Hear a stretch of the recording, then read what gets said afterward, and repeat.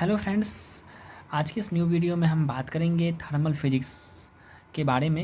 And उसका जो topic है थर्मल फिजिक्स में जो हम लोग पढ़ते हैं Boyle's law, Charles law, Gay Lussac law, इन सभी लॉ के बारे में आज हम लोग डिटेल में डिस्कस करेंगे।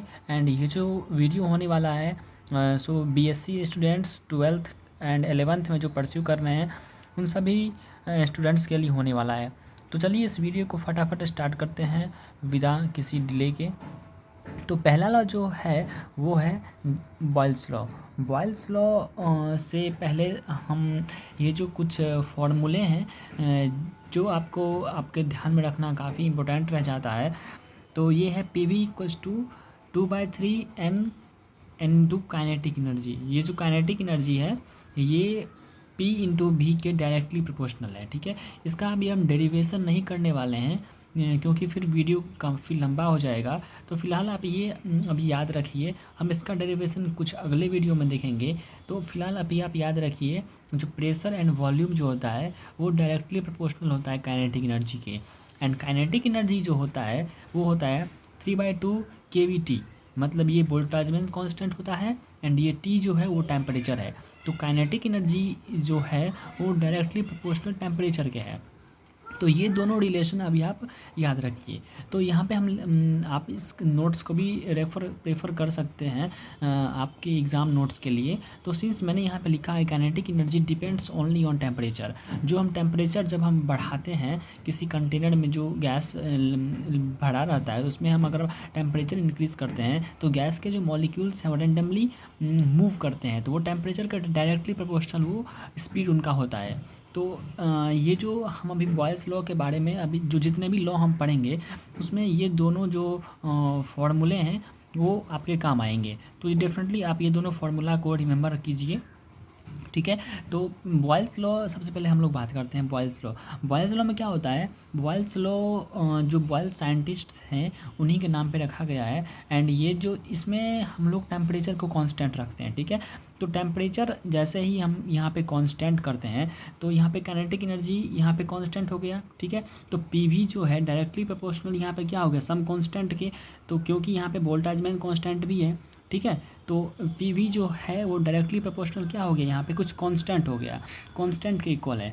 तो हम लोग यहाँ पे बात करते हैं दस pressure exerted by A given mass of gas varies inversely with its volume. तो यहाँ पे जैसे ही हम टेम्परेचर को कांस्टेंट कर दिए तो P और V का रिलेशन क्या हो गया है, इन्वर्सली प्रोपोर्शनल हो गया। क्योंकि अगर अगर हम यहाँ पे हम लिखें अगर P V equals to some constant, अगर हम अल्फ़ा लिख लेते हैं तो V जो है वो क्या हो गया, अल्फ़ा बाय पी हो गया। तो मतलब पी और भी में क्या है, इन्वर्सली का रिलेशन हो गया है। ठीक है, तो इसी इन्वर्सली रिलेशन को हम लोग क्या कहते हैं, बॉयल्स लॉ। और यहाँ पे अगर हम पी और भी का अगर हम ग्राफ यहाँ पे ड्रॉ करें तो दोनों के बीच में इन्वर्सली का प्रोपोर्शनल रिलेशन है। तो एक इंक्रीज़ कर रहा है तो एक डिक्रीज़ कर रहा है। ठीक है, तो ये जो कर्व है, ये जो फर्स्ट कर्व हमने ड्रॉ किया है वो सबसे लो टेम्परेचर पे है। और जैसे ही जैसे हम अगर आप ग्राफ के ऊपर की ओर बढ़ते जाएंगे वो टेम्परेचर को इंक्रीज़ करेंगे।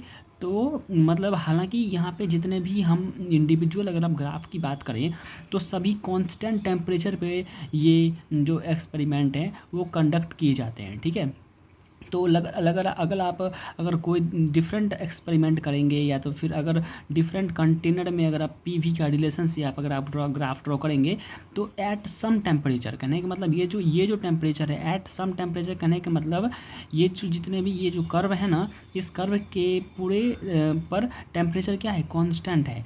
तो यहाँ पे P और V जो इन्वर्सली प्रोपोर्शनल का यहाँ पर रिलेशन है। मतलब वैसे ही यहाँ पे लो टेम्परेचर पे अगर आप देखें तो ये जो पूरा जो ग्राफ यहाँ पे ड्रॉ किया हुआ है वो क्या है, लो टेम्परेचर पे है। ठीक है, मतलब कहने का मतलब ये जो ग्राफ है ना, पूरा इंटायर ग्राफ में टेम्परेचर क्या है, कांस्टेंट है। जितने भी बॉयल्स लॉ हम बात करते हैं, बॉयल्स लॉ क्या है, टेम्परेचर को कांस्टेंट करके ही हम जो रिलेशन आता है P और V का वो बॉयल्स लॉ कहलाता है। ठीक है, तो यहाँ पे हम नोट मैंने लिखा है जो आइसोथर्म कर्व, कहने का मतलब आइसोथर्मल कर्व है। यहाँ पे टेम्परेचर क्या है, कांस्टेंट है। तो जब टेम्परेचर कांस्टेंट होता है तो यहाँ पे आइसोथर्मल कहते हैं उसको। ठीक है, तो बॉयल्स लॉ यही है, आप इसको देख सकते हैं। आगे हम लोग बात करते हैं अब चार्ल्स लॉ के बारे में। चलिए दोस्तों, चार्ल्स लॉ से पहले हम लोग यहाँ पे बात करते हैं पहले गै-लुसाक लॉ के बारे में। तो गै-लुसाक लॉ में भी वही होता है, जो पी वी क्या है, कांस्टेंट के इक्वल है, और यहाँ पे हम लोग वॉल्यूम को कांस्टेंट करते हैं। जब गै-लुसाक जो साइंटिस्ट थे उन्होंने एक्सपेरिमेंट किया कि जब हम वॉल्यूम को कांस्टेंट कर देंगे तब यहाँ पे प्रेशर और टेम्परेचर के बीच क्या रिलेशन होगा, तब इसको उन्होंने एक्सपेरिमेंट के थ्रू उन्होंने ये देखा।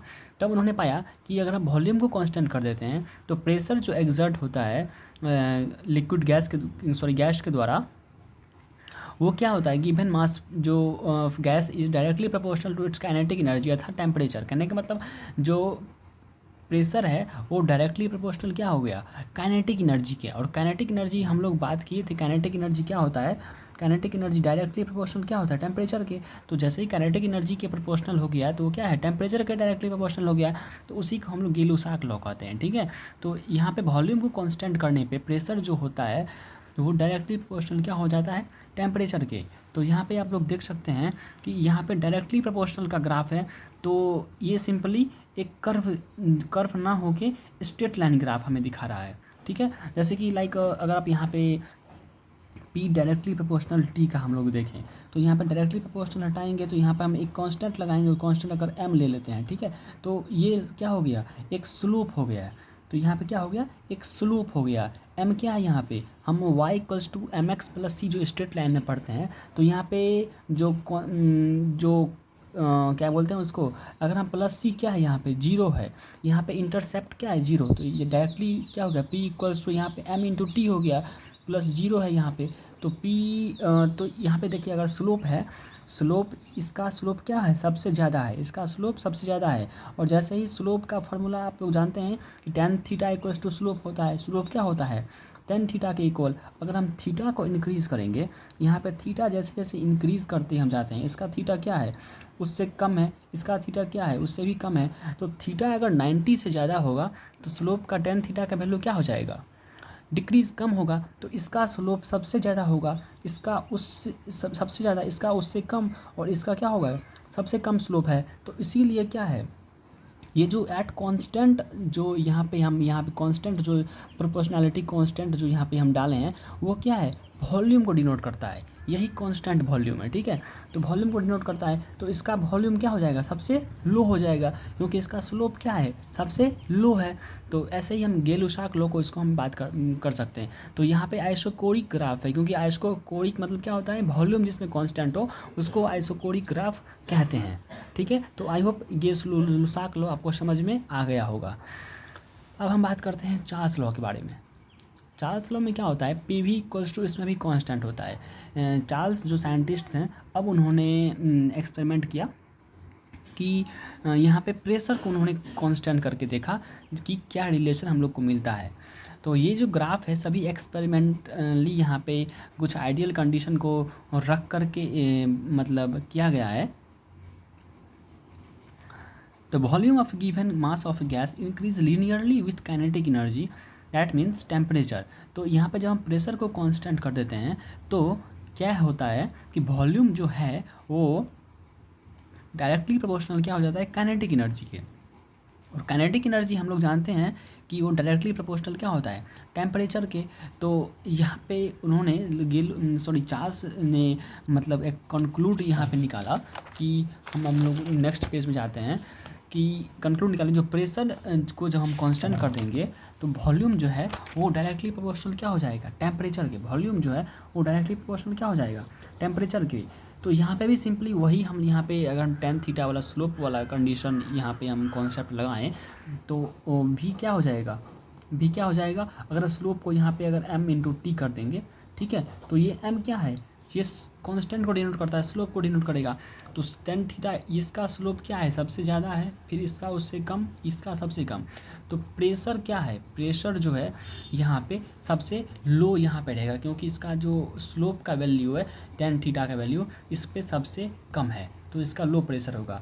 तो यहाँ पे हम लोग गै-लुसाक के बाद अगर चार्ल्स जो एक साइंटिस्ट थे उन्होंने ये मतलब कंक्लूड निकाला कि अगर हम प्रेशर को कांस्टेंट कर देते हैं तो वॉल्यूम जो है वो डायरेक्टली प्रोपोर्शनल क्या हो जाता है, टेम्परेचर के।